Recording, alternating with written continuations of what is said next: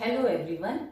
Let us continue our topic that is normal form, in which we have done some theorems. Now this theorem is, if A, B, m by n matrix of rank R, then there exists non-singular matrix P such that PA is equal to G0, where G is R by n matrix of rank R and O is m minus R in by n matrix.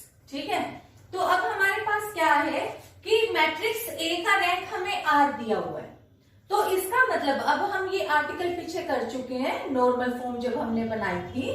तो so there exist non singular matrix P and Q such that PAQ is equal to IR. ये हमने normal form जो convert करी थी और फिर उसको हमने बाकी सबको जीरो में कन्वर्ट किया था. इस तरीके से हमने शिफ्ट की थी, जहां पे P पे हमने सारी रो ट्रांसफॉर्मेशंस यूज करी थी और Q सारी कॉलम ट्रांसफॉर्मेशंस यूज करी थी. अब हमने यहाँ पे फिर Q को क्या लिखा था, फिर हमने Q आर्टिकल के अकॉर्डिंग ही कि Q is equal to Q1 Q2 up to Qt where These are elementary matrices. और इसमें क्योंकि हमें पता है कि every non-singular matrix is product of elementary transformation matrices, वो हम कर चुके आर्टिकल में. तो अब हमने PAQ को किस तरीके से लिख लिया, Q की जगह पे Q1 Q2 Qt. और फिर हमें पता है कि अब देखो मैंने क्या किया, जैसे लास्ट आर्टिकल में भी मैंने तुम्हें बताया था कि सबसे पहले मैंने Qt इनवर्स इस तरफ दोनों तरफ post multiplying by Qt inverse. तो यहाँ पे पहले Qt इनवर्स आएगा, ये कट जाएगा, फिर बाद में Q2 इनवर्स आएगा, फिर Q1 इनवर्स आएगा, लाइक दिस. ये भी हम पहले कर चुके हैं थोड़ा सा काम कि इनवर्स वाले में कि P किस तरीके से बाद में जाता है और Q ट्रांसफॉर्मेशंस हम जब पोस्ट मल्टीप्लाई प्री मल्टीप्लाई करते हैं तो किस तरीके से चेंज होता है. तो यहाँ पे Qt पहले आएगा, फिर Q2, फिर लास्ट में Q1 इनवर्स आएगा. तो अब यहाँ पे क्या है कि now we know that post multiplication by non singular matrices these means column transformation and no number of column transformation can effect last m minus R 0 rows of this and only first R rows can be changed. Means क्या हुआ कि देखो जो ये वाली transformation है, ये तुम्हें पता है कि ये कॉलम ट्रांसफॉर्मेशन है. और जब तुमने कॉलम ट्रांसफॉर्मेशन से मल्टीप्लाई किया है तो जीरो के साथ जब भी मल्टीप्लाई करोगे तो कितना आएगा, जीरो ही आएगा. तो जीरो वाली रो पे तो कोई भी इफेक्ट नहीं पड़ेगा. तो जो यहाँ वाली वैल्यूज है वो तो सारी की सारी अभी भी जीरो ही आएंगी. तो जो वैल्यू IR की जगह पे कोई और वैल्यू, क्योंकि मल्टीप्लाई होता गया कभी 2 से, कभी 4 से, कभी 1/2 से, जो भी वैल्यू, तो IR की वैल्यू चेंज होगी. और क्योंकि हमारे को देखो इसको सिर्फ रो वाली शेप में दिखाना है, तो इस वजह से अब हम यहाँ पे क्या करेंगे, पार्टीशन कुछ इस तरीके से करेंगे कि जो ये 0 रोज है वो तो 0 रोज ही रहेंगी अभी भी. और यहाँ पे फिर हम इस तरीके से एक पार्टीशन कर देंगे कि उसको हम G0 की शेप में शो कर देंगे कि रो में केवल यहाँ पे ही फर्क चेंज होगा, यहाँ पे तो कोई चेंज होगा ही होगा नहीं. ये वाली जीरो भी रो पे तो फर्क डालेगी नहीं, क्योंकि जो अपना रैंक होता है वो तो डायगोनल मैट्रिक्स के अकॉर्डिंग यानी कि स्क्वायर मैट्रिक्स के अकॉर्डिंग ही डिसाइड होता है. तो यहाँ पे जीरो है नहीं है हमें कोई मतलब नहीं, हमने इसको किस तरीके से रिप्रेजेंट किया ऐसे. और अब ये आइडेंटिटी ना होगी क्योंकि ये ट्रांसफॉर्मेशन मल्टीप्लाई हुई है, हमने चेंज करके भी दिखाया था, तो ये वाली वैल्यू हमारी चेंज होके मैट्रिक्स में कन्वर्ट हो जाएगी. कुछ भी उसका नाम हमने कह दिया से G. और वो मैट्रिक्स कितने टाइप की होगी, अगेन वो भी क्योंकि इसका रैंक R है तो वो भी कितने टाइप की होगी, R by n, क्योंकि ये वाली मैट्रिक्स तो R by R है. पर ये वाली अगर इतनी लेते हैं तो ये वाली मैट्रिक्स कितने टाइप की है, R by n टाइप की, क्योंकि ये वाला हमने टोटल कितने टाइप का लिया हुआ है matrix, m by n matrix का लिया हुआ है. तो इसका मतलब हुआ नंबर ऑफ रोज m है और नंबर ऑफ कॉलम्स n है. तो यहाँ पे कॉलम तो मैंने पूरे के पूरे काउंट किए, तो कॉलम कितने काउंट किए, n. तो अब यहाँ पे ये वाली वैल्यू, ये वाली तो R by R की थी, लेकिन G मैट्रिक्स मेरे पास कितने टाइप की हो गई, G मैट्रिक्स हो गई R by N टाइप की मैट्रिक्स एंड 0। अब ये 0 क्योंकि ये इसमें से कितनी रोज कट गई, टोटल रोज थी m, r रोज निकल गई तो बची कितनी m माइनस r रोज। तो ये 0 is m minus r by n matrix. और अब हमारे को पता है देखो कि G का रैंक कितना है, क्योंकि जब हमने किसी भी कॉलम ट्रांसफॉर्मेशन से मल्टीप्लाई किया है तो ट्रांसफॉर्मेशन पे तो मैट्रिक्स के नॉन जीरो क्वांटिटी पे तो कोई फर्क नहीं पड़ता, उसका तो रैंक तो चेंज होता नहीं। तो अभी भी इसका रैंक कितना रहेगा, r ही रहेगा। और ये G एक इसके इक्वल है G0 where G is R by N and O is M minus N R minus into N matrices. तो अब इसका रैंक जो भी है वही PA का रैंक है। G का रैंक हमें पता है कि कितना R है, तो PA का रैंक भी कितना हो गया, is equal to R। Now in this article we have to show that if A be M by N matrix of rank R, then AQ can be written as H0 where H is M by R matrix। तो इस पर हमारे को किस तरीके से show करना है, देखो लास्ट टाइम हमने रोज के अकॉर्डिंग दिखाया, इस बार कॉलम के अकॉर्डिंग दिखाना है। तो उसके लिए हमने क्या किया, फिर से वही PAQ हम इस तरीके से लिख सकते हैं, ये हम कर ही चुके हैं अभी लास्ट आर्टिकल में। तो इस बार जैसे लास्ट में हमने Q को चेंज किया था, इस बार हमने P को चेंज कर दिया। P can be written as P1 P2 PS where these are elementary matrices। और इस बार फिर हमने इंस्टेड ऑफ P हमने क्या लिख दिया, P1 P2 PS। पिछली बार हमने पोस्ट मल्टीप्लाई किया था, इस बार क्या करा, प्री मल्टीप्लाई, क्योंकि देखो मैं सबसे पहले P1 इनवर्स को हटाऊंगी। तो P1 इनवर्स देखो ये लास्ट में इस बार P1 इनवर्स गया, फिर P2 इनवर्स, फिर यहां से ये वाला बाद में अकेला रह गया, फिर PS इनवर्स। तो बिल्कुल उसी तरीके से प्री मल्टीप्लाई होके ये PS पहले, फिर P2, फिर P1 इस तरीके से आएगा। और साथ में आइडेंटिटी मैट्रिक्स, अब ये रह गया AQ और यहाँ बन गया IR00। अब देखो क्योंकि ये सारी की सारी रो ट्रांसफॉर्मेशंस हैं इस बार, पिछली बार ये सारी की सारी कॉलम ट्रांसफॉर्मेशंस थी, और हमें पता है कि नॉन सिंगुलर ट्रांसफॉर्मेशंस के मल्टीप्लिकेशन से किसी भी तरीके से रैंक पे असर नहीं पड़ता। तो इसमें हमने जितनी भी रो ट्रांसफॉर्मेशंस करी तो उनसे कोई भी इफेक्ट नहीं पड़ा जीरो रोज पे, तो जीरो रोज तो जीरो ही रहेंगी।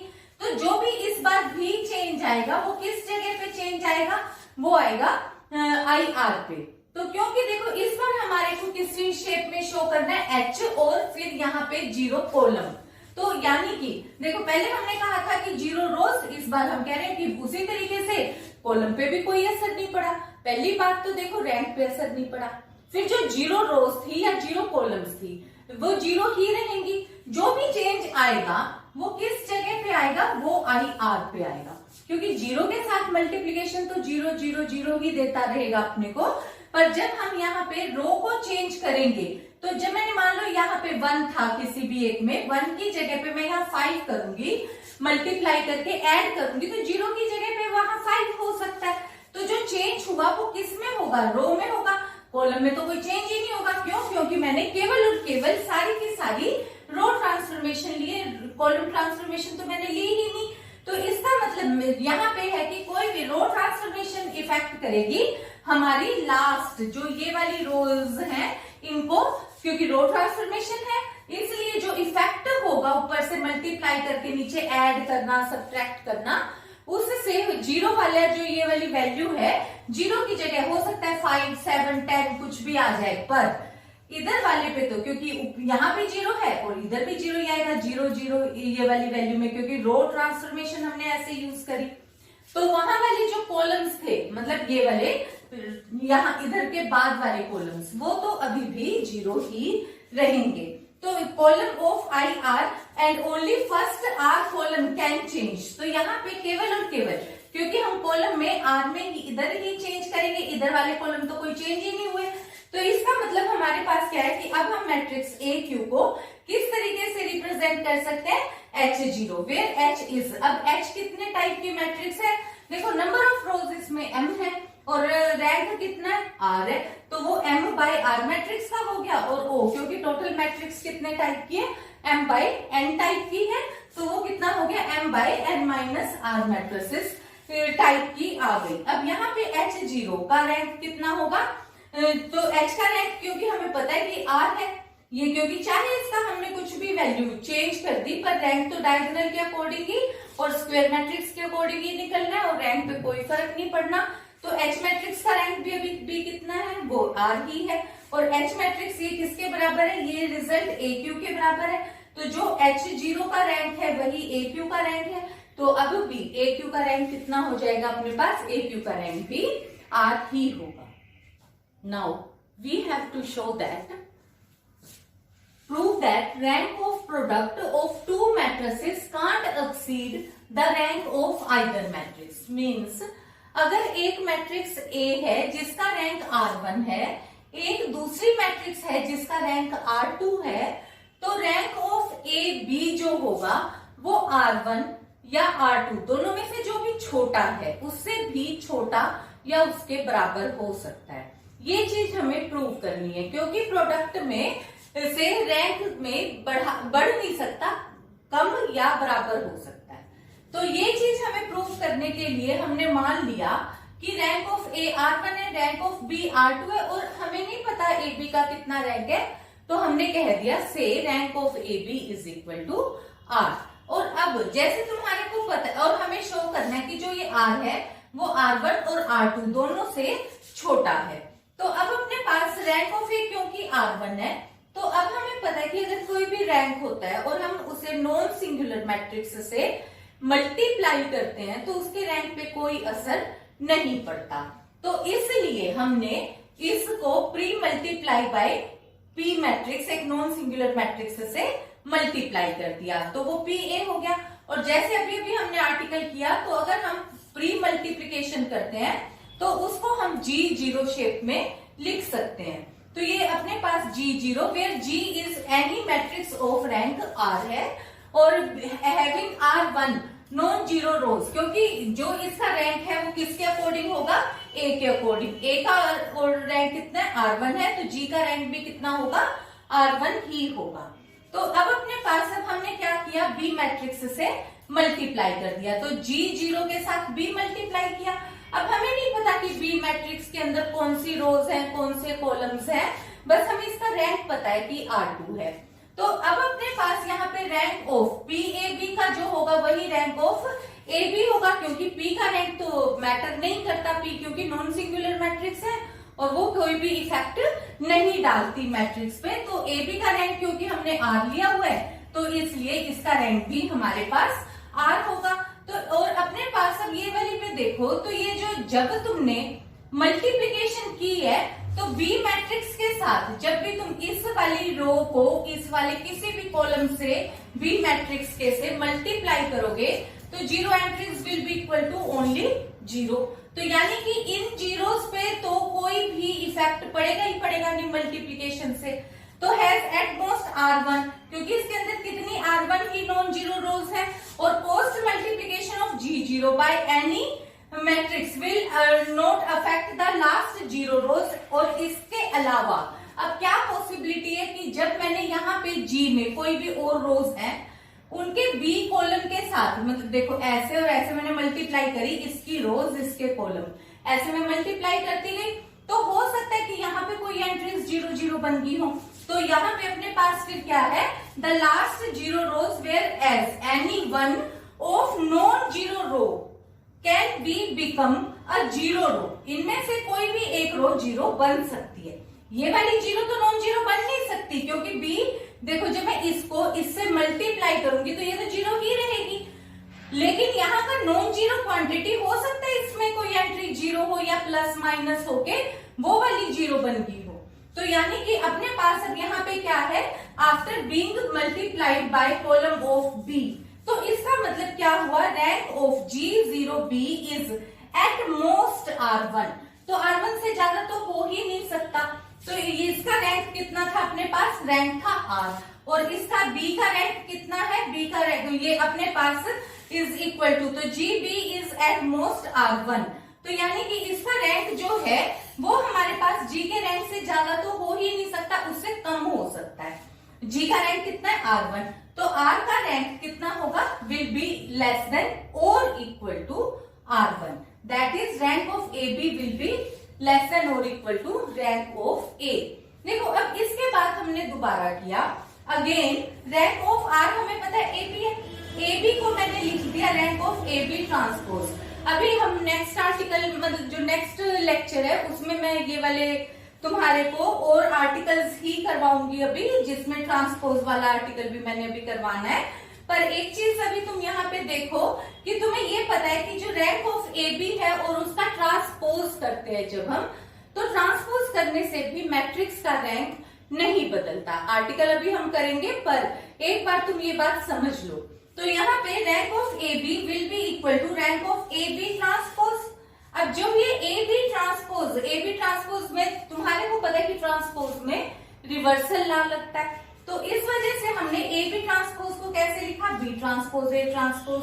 अब यहाँ पे ये वाली वैल्यू के अकॉर्डिंग जैसे अब तुमने यहाँ पे किया, तो जब तुमने AB से मल्टीप्लाई किया तो रैंक किसके ऊपर डिपेंड किया, A के ऊपर।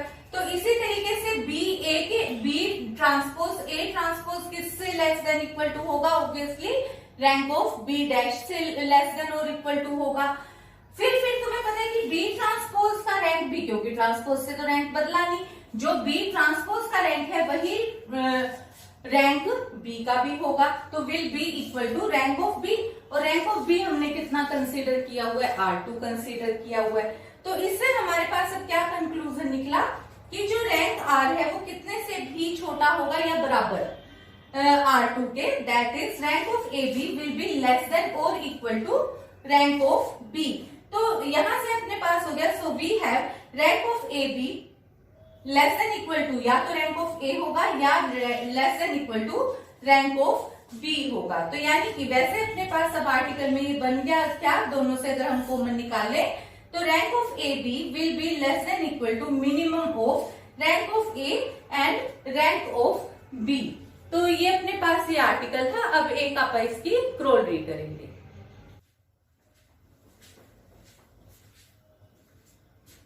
Now this is our last corollary for today.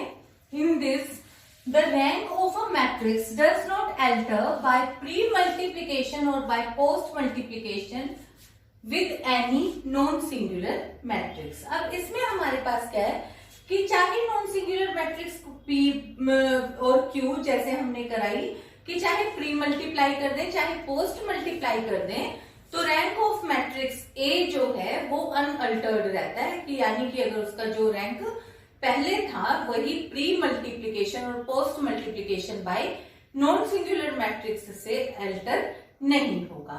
तो इसके लिए हमने क्या लिया कि A कोई मैट्रिक्स ले ली, अब हमने एक कोई मैट्रिक्स B कह दी जो कि A के साथ P को प्री मल्टीप्लाई किया, ऐसे ही Q तुम पोस्ट मल्टीप्लाई करके बिल्कुल सेम प्रोसेस से निकाल सकते हो, where P is any non singular matrix. तो इससे हमारे पास, क्योंकि ये B किसके इक्वल आया, PA के, तो हमारे पास रैंक ऑफ B क्या होगा, will be equal to rank of PA होगा। लेकिन अभी हमने किया है कि rank of AB will be less than equal to rank of AB rank of BB, तो हमने यहाँ पे क्या लिखा, is equal to rank of A, क्योंकि वो वहां पे बाद वाले के अकॉर्डिंग, मतलब AB is less than equal to पहले वाला भी और लेस देन इक्वल टू बाद वाला भी, दोनों मैट्रिक्स के रैंक से लेस देन होता है ना, तो हमने यहाँ पे लिखा है will be less than equal to rank of B। B का मतलब है बाद वाले एलिमेंट के अकॉर्डिंग, तो यहाँ A के अकॉर्डिंग, A क्योंकि बाद में है तो हमने रैंक ऑफ A लिख दिया। तो इधर से हमारे पास क्या आ गया, rank of B is less than equal to rank of A आ गया। अब दोबारा से देखो, क्योंकि हमें पता है कि B किसके इक्वल है, PA के इक्वल है। अब मैंने देखो यहाँ पे pre multiply by P inverse कर दिया, P इनवर्स से यहाँ पे P इनवर्स जब मैंने मल्टीप्लाई किया तो P inverse into P identity बन गया और A is equal to P inverse B बन गया। अब बिल्कुल सेम प्रोसेस के according rank of A will be equal to rank of P inverse B होगा और is equal to rank of B होगा। अब यहां से मैंने क्या निकाल दिया, rank of A will be less than equal to rank of B। तो मैंने एक तरफ निकाल दिया कि rank of B less than equal to rank of A, एक तरफ मैं कह रही हूँ A is less than B है, तो इससे मतलब हमारे पास इक्वेशन 1 और 2 से हमने क्या कंक्लूड किया कि rank of A will be equal to rank of B. तो we will rest our lecture here today. Hope so that everything was clear to you. Thank you everyone. Have a nice day.